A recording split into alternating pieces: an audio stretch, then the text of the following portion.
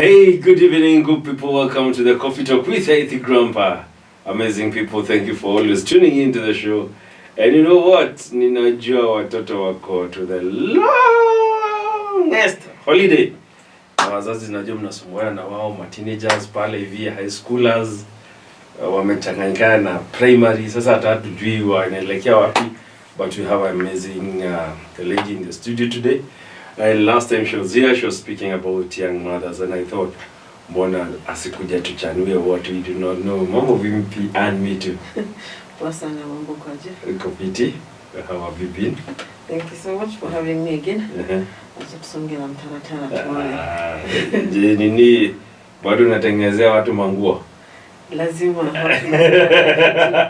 What is there for Christmas? I have a few collections. I'm trying to move with the market and the trends lately. And we have something I call tribal kimono, where you have a mixture of two fabrics. What do you mean a mixture of two fabrics? Unapata kitenge moja iko na pattern tofauti na nyingine iko na pattern tofauti. So you just use something small from this other fabric to intertwine in the other one. So inakaa tu in kama mix and match. Okay. Tunajaribu kukimbizana na watu wa Nigeria. Just to make something authentic that is Kenyan, of course. And your clothes, by the way, last time I forgot to ask you, nini nafanyanga watu wazipende? Nini? Nguo? Tuseme ni favor ya God, but also it's because of paying attention to what the clients want. Okay. And then you amplify it to the need. Because as zingine want ni mingi sana, nataka. And the need is what makes them stand out. Okay. Yes. Now, say you're doing a holiday. Baya sana. The longest holiday, wazazi wanalia uko chakula na kula mara 4. As you're walking down the road, umeona venye wako packed. Kibao.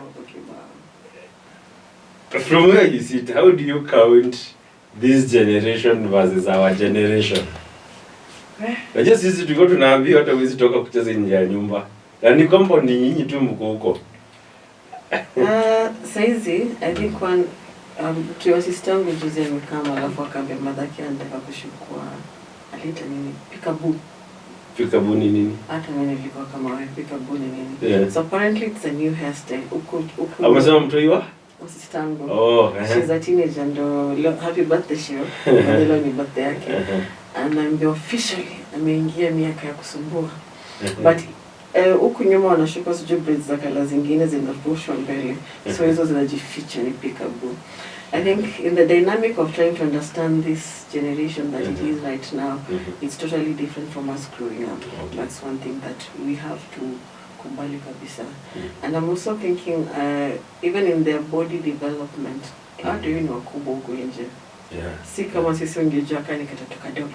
Sasa hivi hata ujui ni dem ama si dem, ni mtoi ama si mtoi. By the way, to you unapita naye na ni underage, itakuwa makosa baadaye. And let me ask you, kwanza tuongelee hapo pa mtu hii, naona sisi tulikuwa tunajua braids ni kala moja ama ni kwenda nyuma, you know? Kama ni kukaa if it were men ilikuwa kunyolewa. Or you, how do you call it? There was a bang, clean shave box, nini. Hakukuwa vitu mingi. Sasa ina cheki yote vijana na choro vitu, there is complete art. From your point of view, because I'm sure you interact with a lot of these young people. Do they do this out of knowing the hype of the moment? I think, if I'm not wrong, most of them need hype of the moment, wanting to fit in. If there's one thing sisi ilitusumbua ni kufit in. If you're different, utaitwa mshamba. Saizi most likely si rahisi upate mtoto anaitwa mshamba because shule zikifungwa saluni zinajaa, kinyozi zinajaa. They modify and change immediately, instant. No. And also I think it's the moms and the parents who are bringing up these children right now. They understand that any generation tofauti digital. Mtu yote ampatia katululu watakubali kukaa nayo. Katululu. Oh, hii simu gani? Aka kasimu ka. The button on. Sisi kitambo ungepewa ilikuwa treasure on its own. The pressure of the moment is that your friend has a smartphone and you do not have. Now you have to go back home and tell your mom, you don't have a smartphone. In terms of styling and the way they dress, it's also because ukiva vibaya mabishte zako ndo watakuwa kwanza kukuweka chini. Ndio hata ukiangalia today mtoto wenye ana commit suicide in the pressure of the moment. You look and you might think they are very happy on social media. But and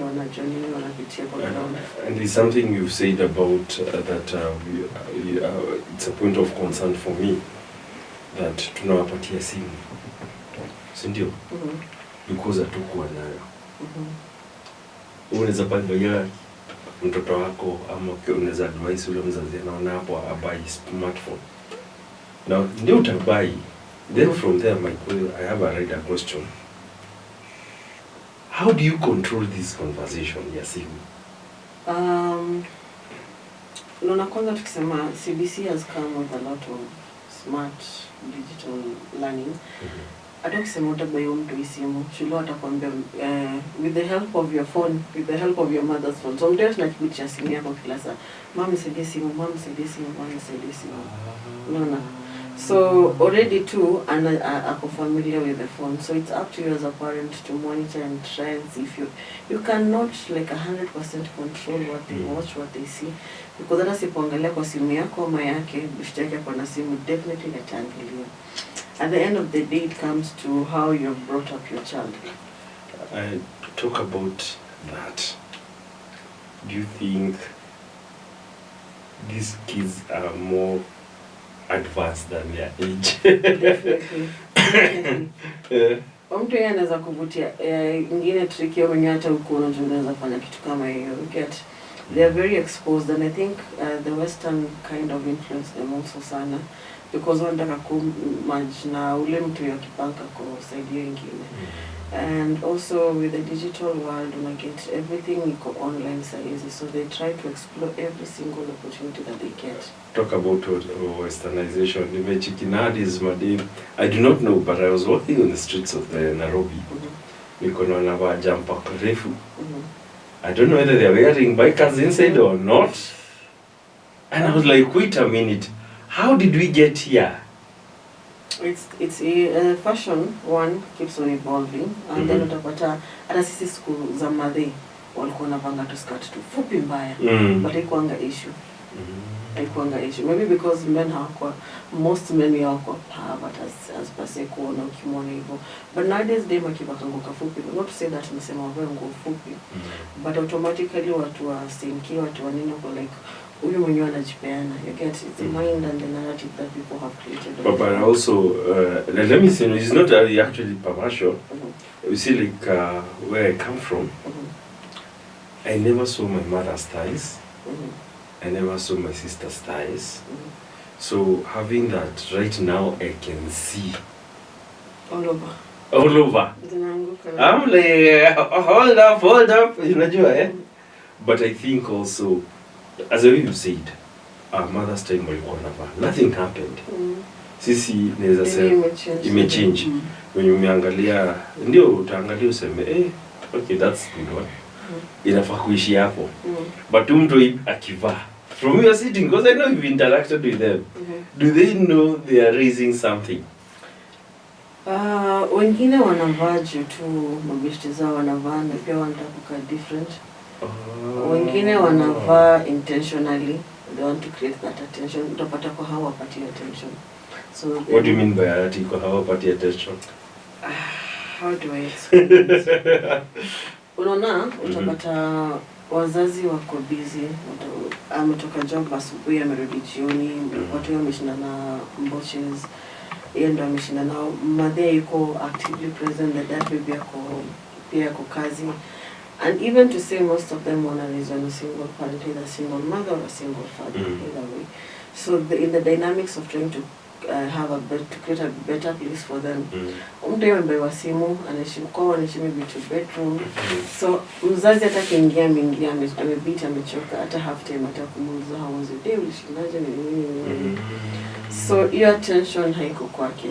So anafeel like kiwa kama mchukua kidogo kutoka nje, somebody sex Naka vizuri.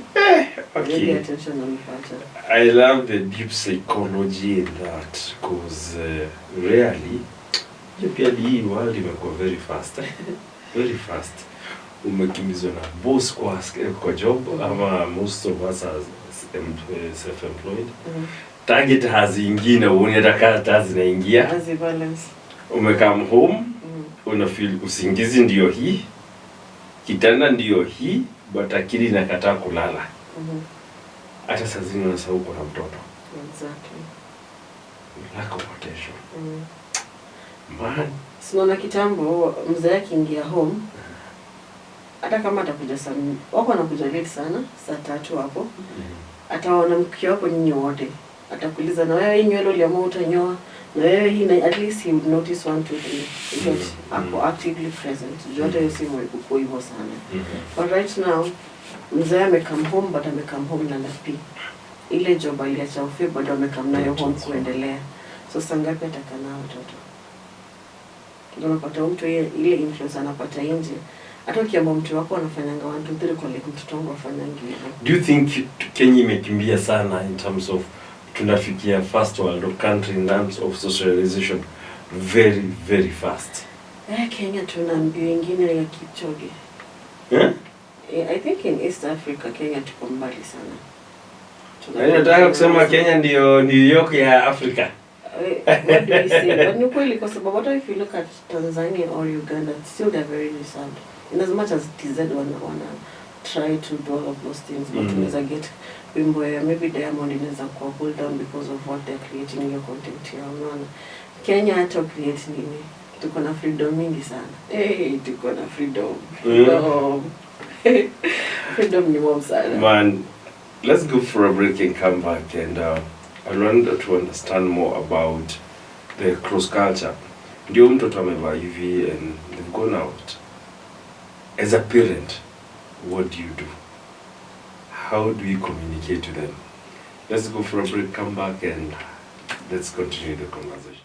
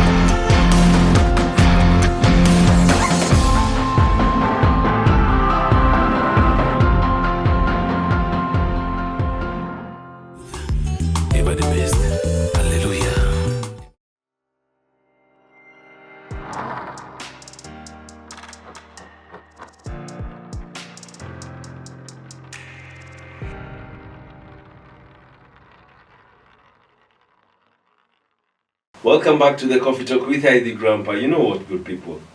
Imagine yourself, you have a teenager in the house, you do not understand why they dress this way, and you've just been told it's lack of attention. This is one of the factors that makes us as a society seem different, but hatuko tofauti. Wenye tu tumesema, hiyo attention imenishika. I never thought it that way. Because rarely do we stop our world. Unakiate? Now, mtu yameenda nje. Kunge kweli kama ni mtu ywa dem, I think attention kwenye itakuwa more intense, ndio? Definitely. What is it that you've seen in the boy child right now? Mnyako na teenager, nini inawasumbua sana? Mtoto wangu ana turn 14 years. next week or so. And I can tell. Unaangalia na kwamba mama nataka kofia. Mzani niko ni comfortable na kichwa yako. Mama nataka bangles. Okay, twende pole pole sasa nikwambia kofia umemuuliza hivyo yeye atajibu aje? Atasema ndio kinyo wanavaa saa hizi. Nako tu genuine. Mabeshte zake wanavaa. So unapata mwili yao sina change na develop. So there are some parts watakuwa feel uncomfortable nazo. You see the way when girls growing up wakianza kugrow breast wakiwa shule wanavaa sweater anatembea kama kunjubi mkongo ndio asionekane. The same way na boys wakianza pia kudevelop kuna vingine pia wanaanza kucover up na kujifunika. Utapata ile amevaa jumper asubuhi mpaka jioni. Ndio feature nini? Broad shoulders you get. So mambo ni mingi kwa ground.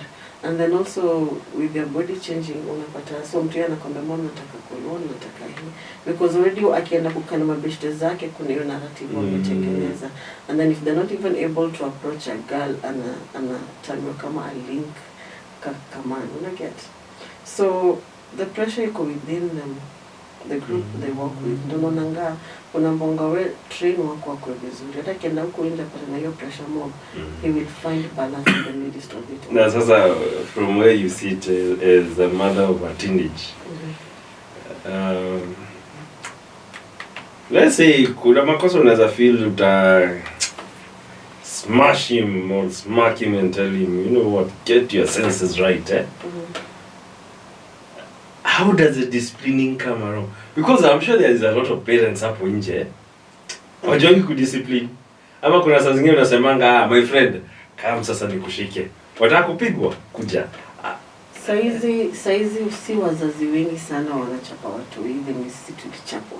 I think my dad alichapa mpaka sijui form 3. Mzee kanipiga wao serious. But now unapata saizi watu hiyo waliacha kuchapa wakiwa class. So hata mwalimu akisema mtu wako mwenyewe anaenda shule kuteta you get. I think siku hizi ni probation sijui usiende hapa leta simu yako usifanye nini. Really ni wazazi wachache sana utapata wana king piga mtoto proper. And also it's because of the many rights that we have so mtu huyu unaweza mchapa kwa mom una go against rights zangu. Maybe I'll fix you. Which right? In whose house? So vitu kama hizo and then also hiyo kumdekeza ni kababa kama mama yes. utaki mtu ya feel vibaya and then you're trying to cover for the time that you're not even there in the house so utamchapa mtu yata kufanya kitu emotional manipulation hakuongeleshi amefura and you as a parent unaanza kuifeel. So where disciplining you don't compromise. Exactly unless sisi ati ni kila time but inakudia time unamuonesha I rarely beat him but when I do he knows I do. Anajua hata yeye amevuka mpaka. And the good thing about my son is tukigongania makosa najua atarudia tena hiyo ni sina sin. But through continuous speaking mentally. So mimi ndashinda nikimwongelesha nikimwambia don't do this because at the end of the day niko na like 4 years na yeye saizi atakuwa mtu mwingine huko kwa dunia because you're raising them to become. So do you have like a mother son talk ama unaangalianga behavior? Ukiona amefanya kitu unaeleza hapo. We do have the talks. I try as much as I can to keep him close because manze kunje advice ni mingi. So the good thing I like also is because he's also close to my sister. So vitu zenye hata niambia ataambia sister yangu. Or me niko sawa nayo because when we talk about teenage pregnancy tunasemanga such topics are not able to discuss with your child about sexuality. How do you feel if he comes and tells you know mama I have a girlfriend? Najua kwanza si gay. Anyway. Yeah. Actually, that's a biggest worry right now. It's actually utafeel mtu yako sawa in a way. Ni vingi sana muonesha mtu wangu kuna pesa ya kupatia udem. Uko na savings za how much? Are you ready for such responsibilities? It is okay to hang out with girls, but at what level? Usipitishe pahali fulani. Sasa hapo umekuja penye nini nataka. Sasa tuko kwa holiday. Wazazi wako job vibaya sana. Na najua kuna shout out kwa wazazi wanapeleka watoto ushago tunafanya vizuri. Because wewe Nairobi pressure Nairobi ni mingi sana. Hata kama ni ushago bado umepatana. Wajanja wa Nairobi na nyumbani. Na wajanja wa nyumbani. This is a time bomb. And because there's something you said that during our time kuna ka reservation kalikuwa. Sahi kayuko. Kako. Kalipotea na huko. How are my parents going to deal with this situation? I know it's crazy. Juu unaona kama kwetu pale na stage. Yes. Juzi nikirudi home nilipata a group of teenagers hapo nje ya court. Nikauliza nani the soldiers. Kwani kuna mkutano? Like wapi? Hawa ni wa court zingine wamekuja kutembelea court yetu na wa court yetu pia wameenda ma court zingine. It's like they're doing an exchange program. Seriously? And you just stand there and look at the way they're dressing and go like, why? It is well with my soul. So when you mtoi wako tu venye umemlea, otherwise kama hujaweza bring up the right way, huko nje itamlamba. Because influence iko within them. And I will not take around in circles. How are parents going to address the issue of sex and drugs in this generation? And it has come with a great force. If you look at nowadays, pornography, it is right on our phone. If you hear the great man from Gonga, unasikia amecheza, news are spreading. As when you talk even about King Solomon, we know what you are talking about. We know it is wrong. You get? Others will say it's right. By the way, I encourage a lot of polygamy myself. But when you come to people like Gonga, where people will be like, hey, okay, kumbe someone can have sex with around 400 women. Zamani hata saa tukikuja stories za akina Buddha, hiyo story iko inakanyagiwa. See it came. You joke around with it the way I'm joking around with polygamy and all these things. But in this season, they are going to do it. They want to fulfill something. As per your thinking.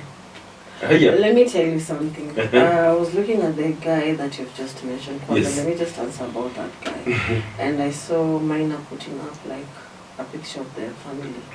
Na huo mjamaa kona watoi. Wadi wasuku sana. Yes. Most of the things when we do not look at the effect that will come later on, especially to our kids. One thing I know about the internet, it never forgets. So these photos will always be there online. So I'm thinking about these kids that are going to grow, now pictures of Baba yao wakiwa they're online. When other Africans are championing for the guy, hey, amefanya fiti, how do you want to recover? But they Hawatawahi recover.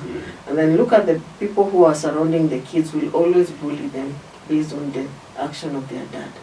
Yes, he was a polygamist. Tuseme alikuwa anaenda na wase wote.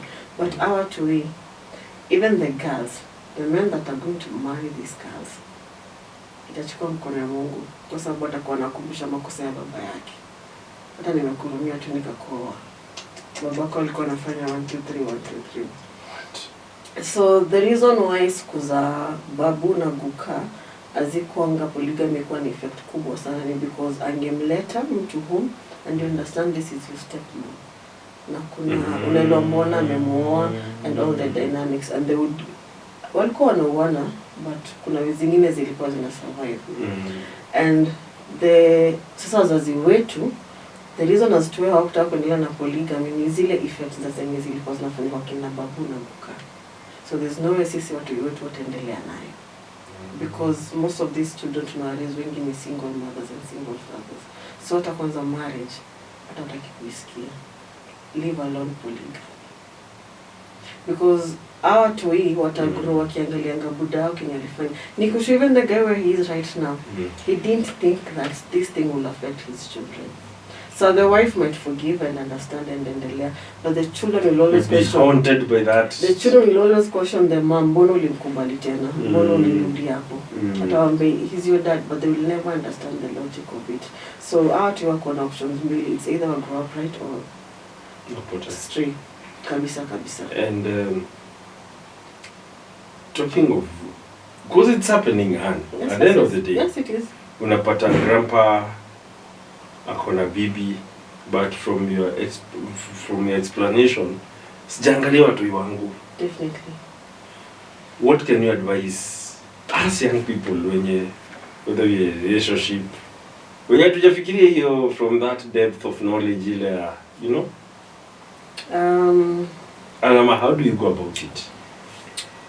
For me, I would say, growing up, I come from a blended family. So I know the dynamics of children growing, looking at their parents and going like, why did you have to choose that route? But for a person who has grown up in a very noble family, mom and dad is there, they will never know that. Unless you meet somebody from this other side when you're experiencing them, do you really suffer from it? You know, get.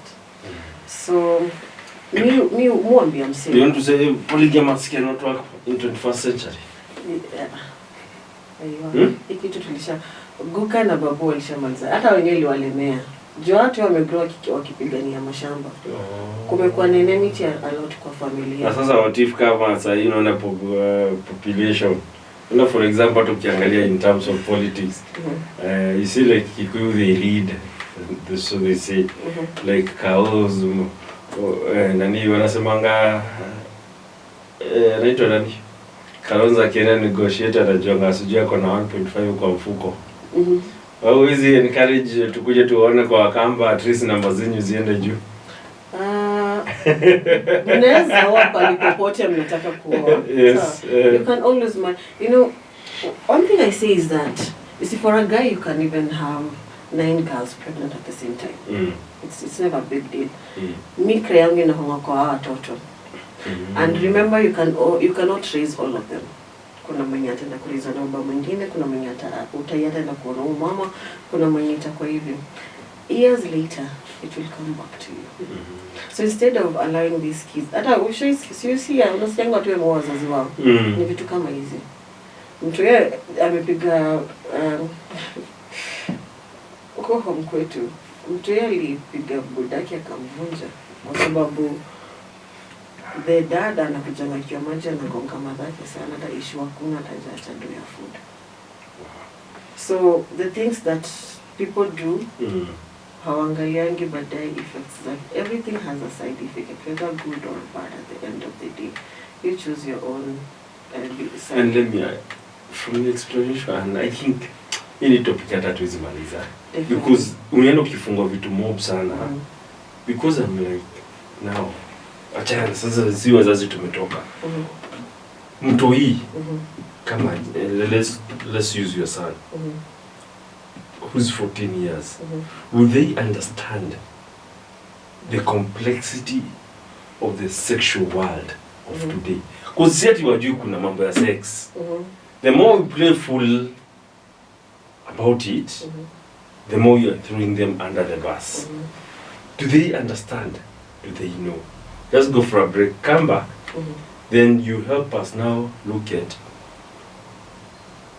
in the run for money for the 2 months. Having that you must spend mtu wako around 6 hours. Because let's say that we get home 6, ulale 12. Those are 6 hours. Na hizo 6 hours hujakaa na mtu hiyo. Na hujakaa na yeye. Kwa hivyo mnapimana akili. Kabisa mkule umobe sawa. How do we handle drugs and sex in the teenagehood that we have now? Because coming in the next 2-3 months, a lot is going to happen. Come to January and February, we're going back to school, and having that we have these games that are going on. Some might test positive in terms of pregnancy if it's a girl child, atabidi amesimamishwa shule. Kama ni boy ataendelea. How do we mitigate this situation? Let's go for a break. Come back and keep it here.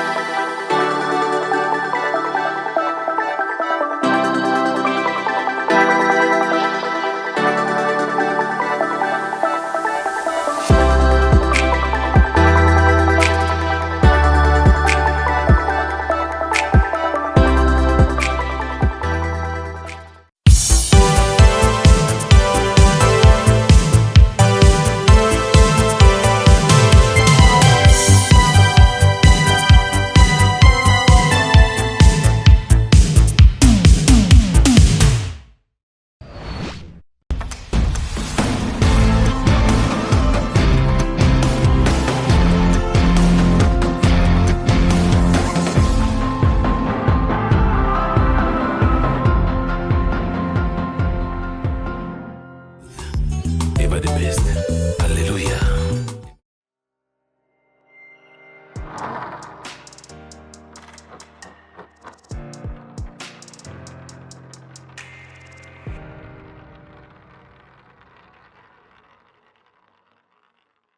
Welcome back to the Coffee Talk with the Grandpa and the great fashion designer and Mitu, also who's the founder of Young Mothers Africa. She's helping us understand different backgrounds that we are in the next 2 months, or since watu hiyo wamefunga shule.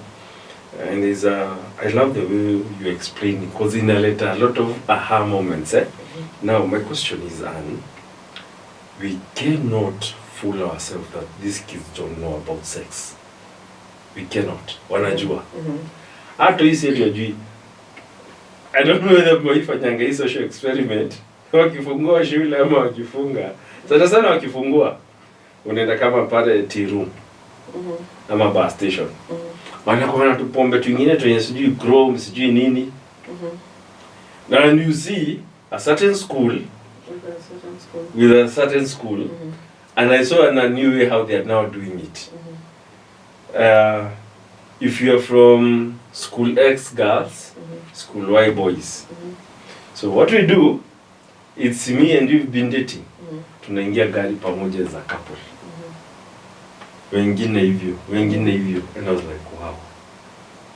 And probably parents do not know. There's the issue of sex. Now, let's come to drugs. Nimeona hata kuna ingine wanaeka hapa. Yeah, wanaeka hapa chini ulimi. Na kuna majani ingine inauzwa inawekwa kwa nini? Kwa you see a silver nini? Jaba. Jaba, yes. There's a name my brother calls it. There's a lot of cheap liquor, right? And the reason I'll say, I come from a different generation, and I also saw my brother doing parties. But sasa wao walikuwa wanajitengenezea pombe. They will take different, this will call it something like fruity. They will take different type of pombe. I don't know, different kind of fruits. They put it kwa mtungi, wanaiseal. Sijui wanaweka yeast. Wanangoja ferment. Yes. And but this was after the high school. Sahi wanafanya hata kwa barabara. Where are we at in about drugs and sex? That's a broad topic. Hata sidhani kama tunaweza maliza leo. But let me try and see if I'm able to dig in small in bits. One thing is, we cannot run away from the fact that sex is something that is very, something that these kids know about. If not wamesikia, wamefanya, ama wamebishteza wanawaambia. And again, it comes back to you as a parent. Do you have such conversations with your kid? Because hizi ni mwili zinachemka na watu wanaanza ku-evolve, wanaanza ku-grow. Do you have such... How do I start such topic? If you're not able to start such topic, there are people who injure peer mentors. So many of them nowadays, by the way. So many of them. They're offering mentorship classes for the teenagers, for the young people. Shule Kifungwa hivi, I know like 5 of them. Let me shout out to SK. She's doing like a back-to-back programs teenagers in different ages, different cohorts. So ni wewe tu umeamua kama unaogopa kuambia mtu wako hizo story. Kuna watu huko nje wanawaambia very openly so that they can understand one their body. Mbona wana behave hivyo? Mbona wako na aja kana chali? Mbona chale kumwambia wewe ni msupo nasikia fiti? Una get? Mbona kiambua ai unakaaje leo? Atashinda amejifungia kwa nyumba the whole day. You get?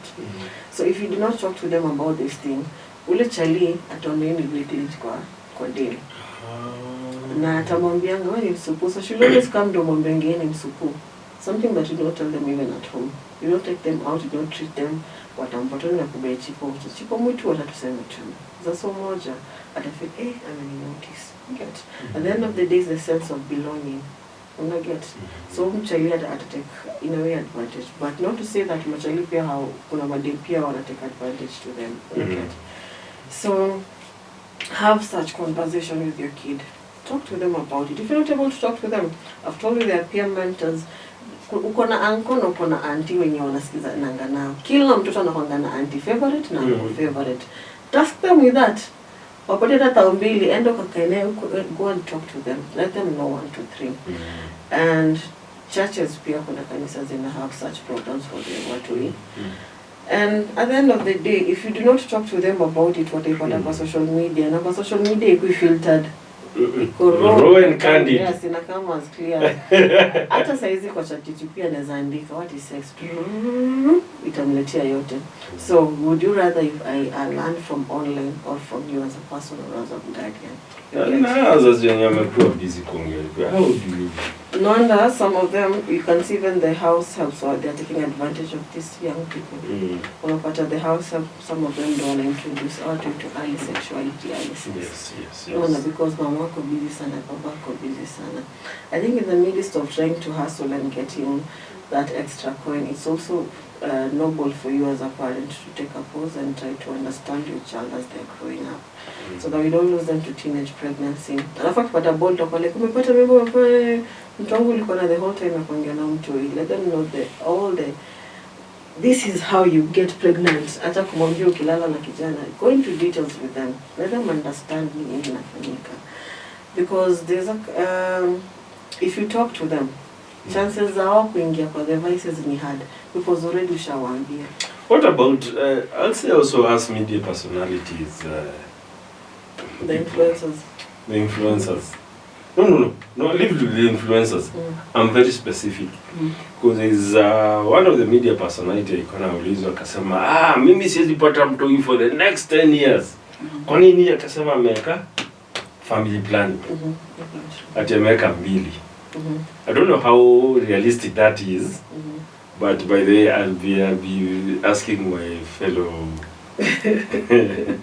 I'll ask my friend Dr. Willie if it's possible to have 2. It's possible. But it goes for 5 years. But so and it's 5. No, 500. So alikuwa anatudanganya ati moja inaenda 5 ingine 5. Ni 5. Zikiwa 2 ni 5 years, zikiwa moja ni 3 years. Now, do you think we are doing also right by alikuwa ile mimi kutekana ndakitekana do promiscuous things. The fear that is right now is getting pregnant, not getting sexually transmitted infection. Wanaogopa mimba. Walisema jenzi wanaogopa mimba na ujimoto. So wanaogopa mimba at all costs they run away from that. No, at the counter ukienda kubuy P2 you'll always get them. They're always there. The morning after pill. Maybe for the media personality mwenye alikuwa anaongea, just to give angepeana a good explanation why she's using it. Alikuwa ile anytime it's because at the end of the day mdem pia anaweza angalau wanaweza plus pia kuna wazazi wanapeleka ngoti wao kuwekwa. I know of a parent, a mother in Madari who's doing the same. Anasimama mtu hii anaenda kusearch. So atamdungisha. Kwa nini asipate ball? Mother ajangalia mtu hii anaweza pata from a community person. Bado AIDS inakonga. Very high. Na kusahau tulisahau iko ama nini? Kwa sababu kuna madawa siku hizi za kuicontrol na kuimanage. So sasa hii hata ndio nimejiuliza by the way is there it still? Kuna dawa za kumanage na kucontrol. So what are the risk? Hizo ndio vitu msiana angalia. And do you think, talking about sexuality right now, do these young people know what they are getting themselves into when they start having sex? Especially young girls. Achana na maboy. Acha nikupeleke kwa madimu wangu wenye niko nao young mothers. I have young girls as young as 16 and 17. And juzi kuna wawili walikuwa na have conversation wakiwa wawili. Akimwona tukumaliza kusoma walimaliza class 8 then mmoja akapata bolo mwingine akona ball size. And the guy amemwambia rudi kwa madhake juwezi kana yeye akionea mimba size na hana hustle. So napata nikiongea na madhake alikuwa ananiambia mimi siwezi kubali mtu hii size wakati nilikuwa ndaka. Some hakusoma alienda kwa Charlie. So akae na Charlie. So the girl is torn between where to go right now. You see she didn't think that miezi baadaye kuna consequences za kupata hiyo mimba. Na ndio nauliza Ane, kuzo umekaa na wao. You see, when let's say I'm speaking to a lady X. I want to fall in love with her. I'll definitely know I'll sleep with you. Are these kids knowing that way? Wakikatiana ama have sex, are they understanding the intensity of what they're getting themselves into? Not really. They don't take it as deep as being ipigi hesabu wangalia hapa ndakuwa na solte hapa sitakuwa na solte. Au wako like kule challenge mhandi na kona doni kila naye na kwa mtu wake, so sitakuwa na kosa pesa mfuko. So yangali like it's something that inaenda sana. So the repercussion comes when you get not pregnant and move on to the next girl. Na aindi kwa dema kombali sana. The same area. The same age. Toto kienda kwake unapata unafunguliwa na msichana mwenzako. And there's nothing you can do about it because Charlie ameamua ni wewe mwingine. Then so kwa hapo unaliona juzi utafanya nini unaenda pale kwa zile barabara unaenda kuskosha Msomali nguo. Then mtu yule unaishinda ngo kimtukana ukimchapa ukimgonga kwa sababu ile nilikwambia in most relationship you do not look at the child. Mwenye atakuja so atashinda amechapwa amegongwa ametukana kwa sababu at the end of the day akikuangalia anakukumbusha mzazi wake babake. So if like babako atakuishughulika but you as a mother pia hujipanga vizuri. You are not ready to get that kid. And what's the biggest danger of drugs and sex right now? There is a guy I spoke to. Na ukweli says drugs ni so many of them. Even me who grew up in the slums, nilikuwa ndani nazijua vizuri. Nilikuwa like, hiyo ni gani? And the danger of them just trying them out for the sake of trying them out. I've seen dear parents, but they have noticed something.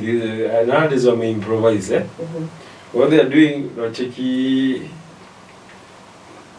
how do you call this? The coffee flask.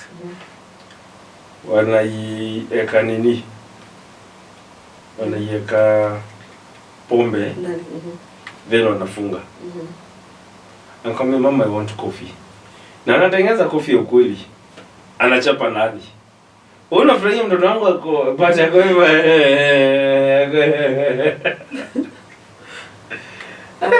I want to try that. Trying a lot of drugs huko nje. There's another one I saw. Iko ni nini? Tulikuwa tumekaa tu na mama yake. He was speaking. So this girl alikuwa tu anafanya. Then anacheka. Zora kaje? Zora namuuliza is it something? So I thought either someone has polluted the air, but Nika noticed no. She's sniffing. Yeah, she was sniffing then unaona. Anakuwa drowsy anaamka. If you look at the street kids, they use that a lot. Wanimonga kidogo kwa nguo alafu. You see kitambo walikuwa wanatumia gum. Yes. Gum. Hiyo sasa ndio the thing and it's really expensive. Kuna mtu mwingine kwa stage hiyo nani yake MC iligongwa ikaanguka chini. Do you know mwenye aligonga ianguke chini aliakisha tu hivi hapo ilikuwa ni flame on fire. Mtu yale lilia hiyo MC jimemwagika msini hiyo mafuta ya ndege. Ni mafuta ya ndege ukweli? I think so. Mtu yale wanaita mafuta ya ndege. But I think ni mafuta ya ndege. Iko na pedi wake pia. Kila kitu iko na pedi wake. Mtu alafu anaambia tunaenda kubaia chakula. Sitaki chakula. Tunaenda kuja kubaia smoky. Sitaki smoky. Nataka yeye nyumba mwaka. Actually talk about that. And I'll try and look for some. I'll try and get a doctor. There's a drug that is being sold on chemists right now. It's so the in thing. Is the most now doctor, but the chemist people don't know. You like of syrup. Sijui kuna dawa fulani. But utatuambia ndio wazazi wajajaruke. But kuna dawa fulani inaitishwa kumbe it's a drug for taking them high. And there's another one they are mixing with something inakuwa a drug. You see, saizi, they want to zone out. They don't want to live in the reality. They don't want to tumia madawa mingi hivyo. Because reality iko na mambo mingi sana. Zida hata labda mamake anakuanga tu na mambo mingi pia ama unapata ma siblings pia wanasumbua na wenyewe kwa wenyewe. So they want to zone out. Wataki ku live in the reality of the moment. They rather use that drug or in their own world. By the time inafika jioni narudi kwa reality yenye madhefa, this juni ni nini mchana nzima. Alafu ukiangalia maboys wanakuwa affected sana. Hata ukiangalia machokora 10, dem ni mmoja ama wawili. Ukienda round up level, ukiangalia machalo wameshikwa, dem ni mmoja badala ya wawili. Machalo wanapitia sana juu hawafai ku speak out. They do not have people to speak out to. Men are supposed to be strong. Hawafai kuongea tukapitia. So unapata mtu idema ataongea atalia ataambia beshte yake. But mtu icheleta kiambia cha beshte yake anaweza anza kumjudge. Ai, wanaume waliangi, wanaume wafanyangi. So mtu yule unapata ako hurt ndani anashindana hizo pain na bitterness ndani yake. Ndio unashinda tuna lose watu boy child wengi sana kwa nini? Ingia getu. Chali atakuibia saizi, si chali wale wa kitambo wakubwa. Nikachali kadogo, nako nikabaju kana kuua. Kanatembea na kisu na kaogopi damu. Akishaenda hivi apige makuber na hizo vitu zake. Haogopi.